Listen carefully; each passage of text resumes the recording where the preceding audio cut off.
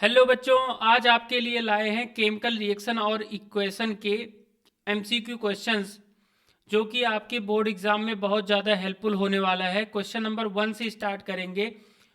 First question है, the chemical formula of lead sulphate is. Lead का अगर symbol देखें तो पीबी होता है, सल्फेट SO4 2 माइनस होगा, Pb2 plus and SO4 2 minus. अगर इसका फॉर्मूला लिखेंगे केमिकल फॉर्मूला तो PbSO4 ऐसे लिख के चार्ज एज +2 -2 क्रॉस मल्टीप्लाई करेंगे, 2 से 2 कैंसिल आउट होगा तो फॉर्मूला बन के आएगा PbSO4। फॉर्मूला बन जाएगा PbSO4। तो इस क्वेश्चन का question number first, the chemical formula of lead sulphate का आंसर हो जाएगा PbSO4। तो आंसर सी यहाँ पे बन जाता है। फर्स्ट क्वेश्चन का आंसर 2 है, मतलब सी है। क्वेश्चन नंबर 2 पे आते हैं। क्वेश्चन नंबर 2 है, which information is not conveyed by a balanced chemical equation.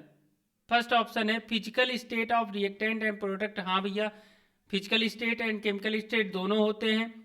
Solid liquid gases जो फेज लिखा होता है वो फिजिकल स्टेट को ही तो डिनोट करता है। जैसे H2 + Cl2 gives out 2HCl, यहाँ पे अगर लिखा है तो यहाँ पे गैस Cl2 भी गैस और H2 भी गैस, ये फिजिकल स्टेट को ही तो डिनोट कर रहे हैं। Second, symbol and formula of all substances involve in particular reaction. देखिए सिंबल यहाँ पे लिखा हुआ है। C option, number of atoms molecules of reactant and product form. Number of atoms, तो यहाँ पे 1 molecule of H2, 1 molecule of Cl2, 2 molecule of HCl का फॉर्मेशन कर रहे हैं, तो नंबर ऑफ एटम्स भी डिपेंड करते हैं।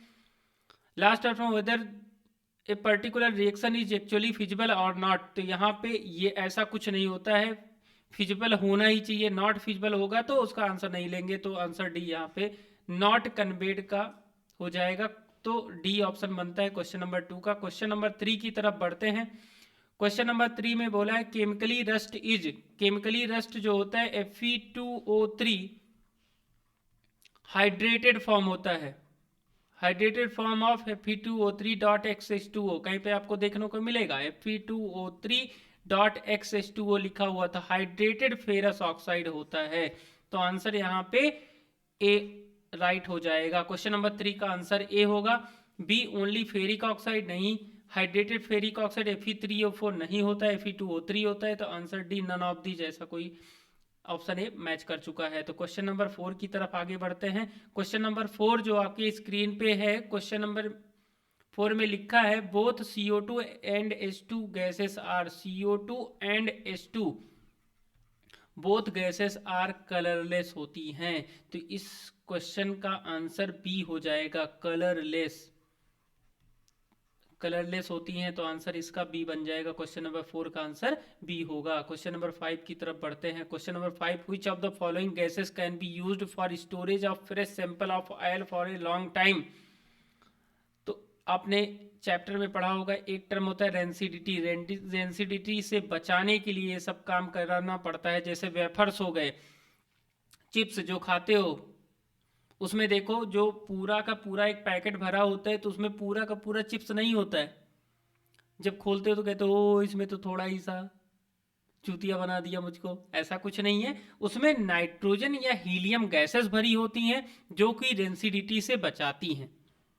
तो रेंसिडिटी से बचाने के लिए सब किया जाता है। और रेंसिडिटी होता क्यों है, इसको अगर ऑक्सीडेशन इसका हो जाए तो वो सड़ जाएंगी। रेंसिडिटी मतलब सड़ जाती हैं चीज़ें, तो उसको ऑक्सीजन को हटा दो और नाइट्रोजन या हीलियम उसमें डाले रहोगे तो कुरकुरापन उसका बना रहता है। तो आंसर जो बन के आएगा इस क्वेश्चन का आंसर बी हो जाएगा। नाइट्रोजन या हीलियम गैस में से कोई भी ले सकते हैं। Question number 6, the electrolytic decomposition of H2 and O2। देखिए रिएक्शन लिख देते हैं, H2 + O2 gives out. Electrolytic decomposition करेंगे तो H2O का फॉर्मेशन हो जाएगा, H2O बन के आ रहा है। तो H2O अगर बन रहा है तो यहाँ पे देखिए रिएक्शन बैलेंस नहीं है, O2 2 है, इधर ऑक्सीजन 1 है, तो 2 से मल्टीप्लाई करेंगे तो 2, हाइड्रोजन 4 बन के आ रहा है तो इधर भी 2 लिख देते हैं। तो रेशियो जो आ रहा है 2 मॉलिक्यूल H2 का और 1 मॉलिक्यूल O2 का, तो 2:1 का रेशियो बन के आता है बाई वॉल्यूम।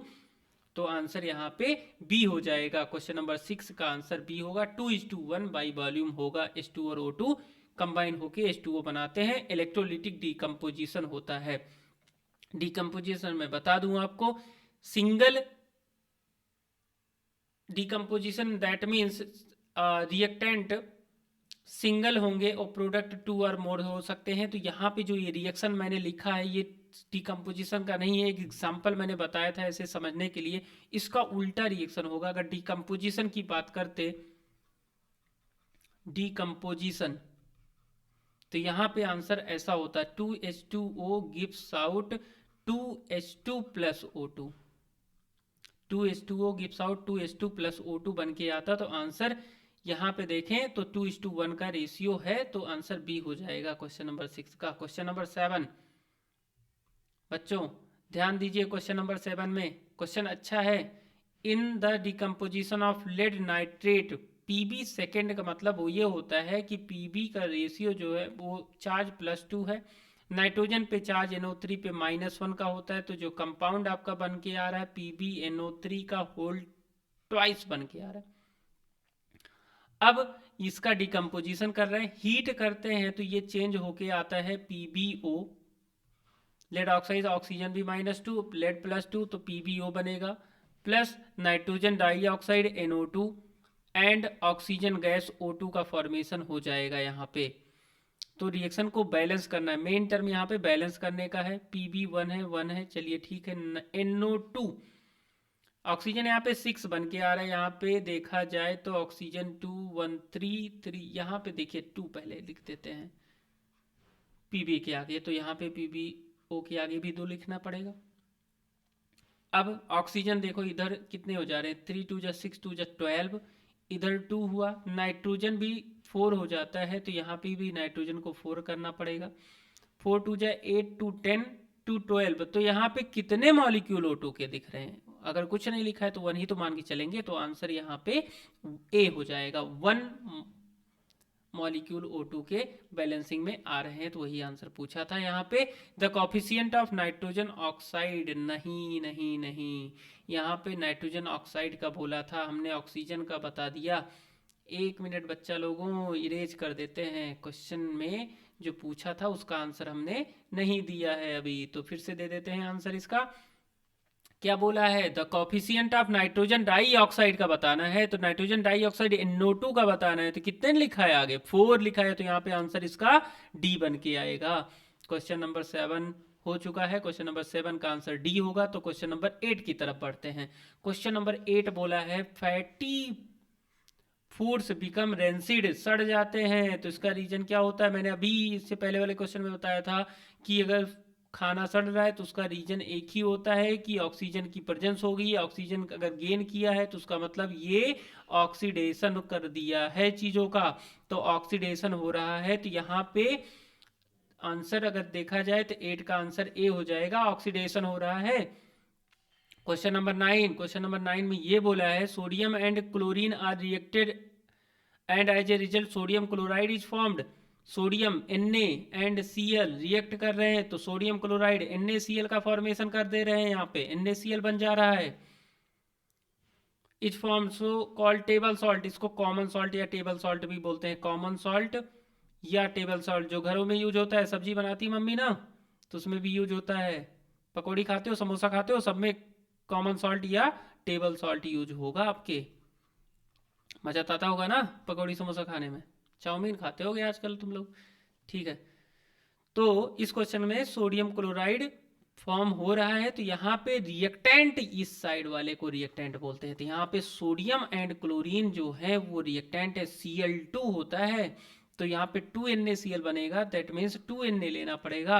जो लेफ्ट साइड में होंगे उसको रिएक्टेंट बोला जाएगा और जो राइट साइड में होंगे उनको प्रोडक्ट बोला जाएगा। तो यहाँ पे जो NaCl है वो प्रोडक्ट का काम कर रहा है, तो यहाँ पे सोडियम एंड क्लोरीन रिएक्टेंट है और प्रोडक्ट सोडियम क्लोराइड है, तो डी ऑप्शन में ऐसा लिखा है। क्वेश्चन नंबर 9 का आंसर डी बन जाएगा। क्वेश्चन नंबर 10 की तरफ बढ़ते हैं। Question number 10, Which of the following reaction can be termed as thermal decomposition? Thermal decomposition is a classification of decomposition. Decomposition का ही पार्ट होता है। तो डीकम्पोजिशन रिएक्शन जो होती हैं वो 3 कैटेगरी में फिर से उसको डिवाइड करते हैं, फोटोलिसिस, इलेक्ट्रोलिसिस एंड थर्मल। तो पहले लिख देते हैं thermal decomposition, then photolysis, after that electrolysis.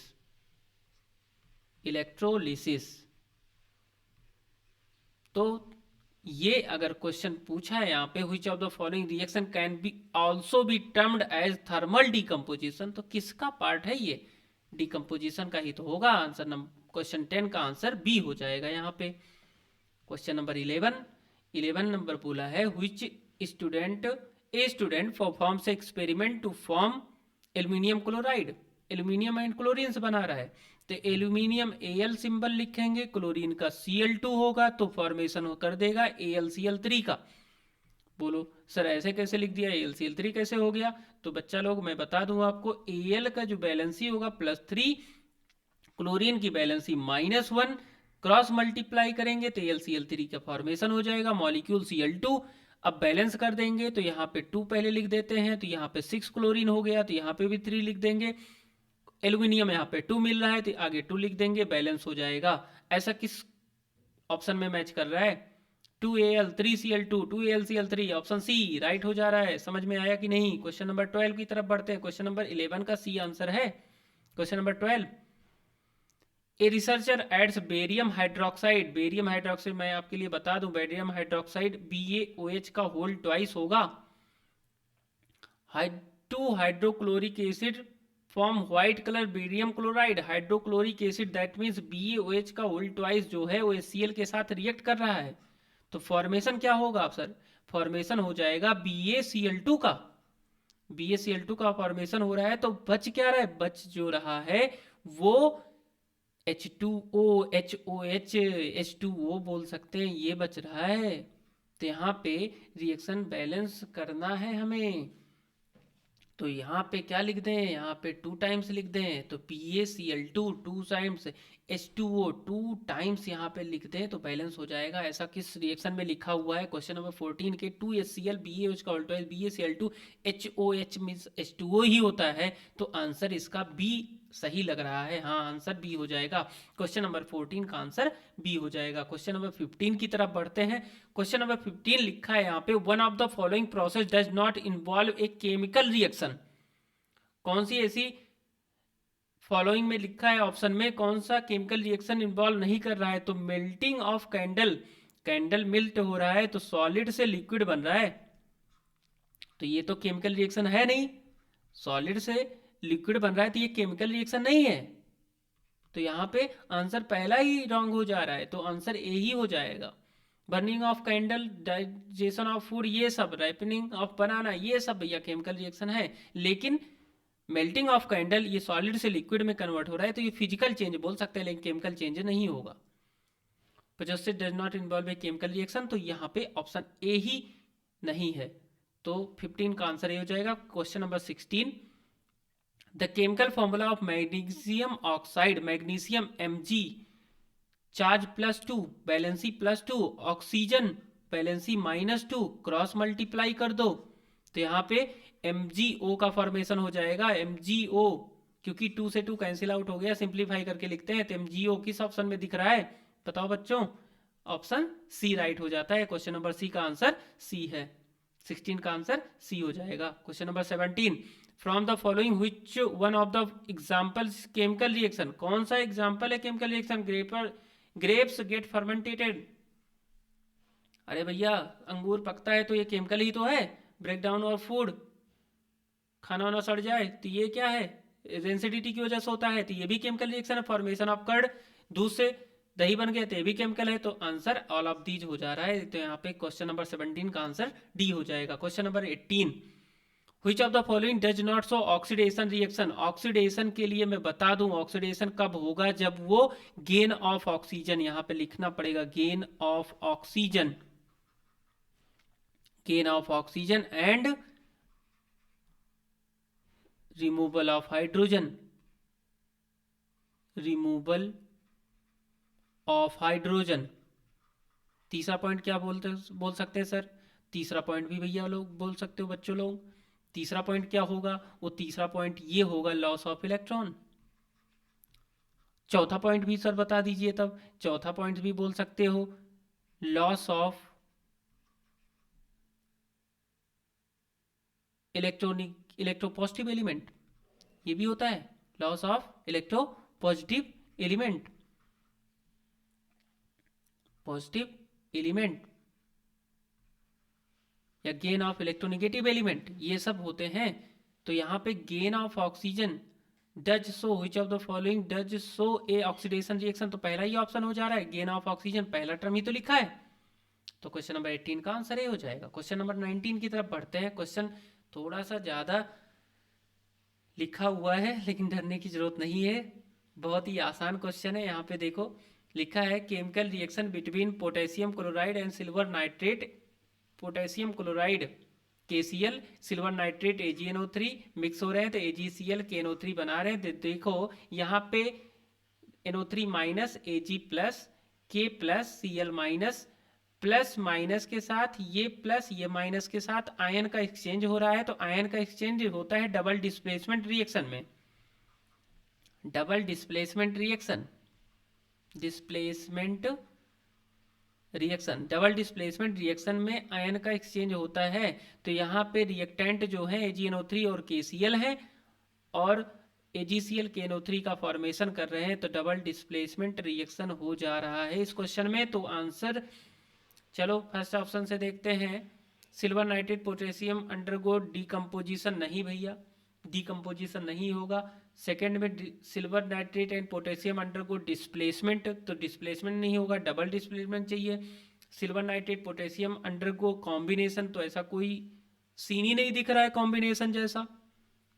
Answer D पे आते हैं। तो यहाँ पे लिखा है silver nitrate and potassium undergo double displacement reaction to form silver chloride and potassium nitrate, तो यहाँ पे डबल डिस्प्लेसमेंट बोल रखा है इस ऑप्शन में। तो कौन सा राइट होगा यहाँ पे? क्वेश्चन नंबर 19 का आंसर डी हो जाएगा। ओके बच्चों, थैंक यू। आई होप आपको ये वीडियो काफ़ी अच्छा लगा होगा, जो कि आपके टर्म 1 में बहुत ज़्यादा हेल्पफुल होने वाला है। तो बच्चों अगले वीडियो के लिए अगर आपको वीडियो अच्छे से मिलती रहे तो आपको सब्सक्राइब कर देना है चैनल को, जिससे आगे की वीडियो का नोटिफिकेशन आपको मिलता रहे। Okay bye, thank you.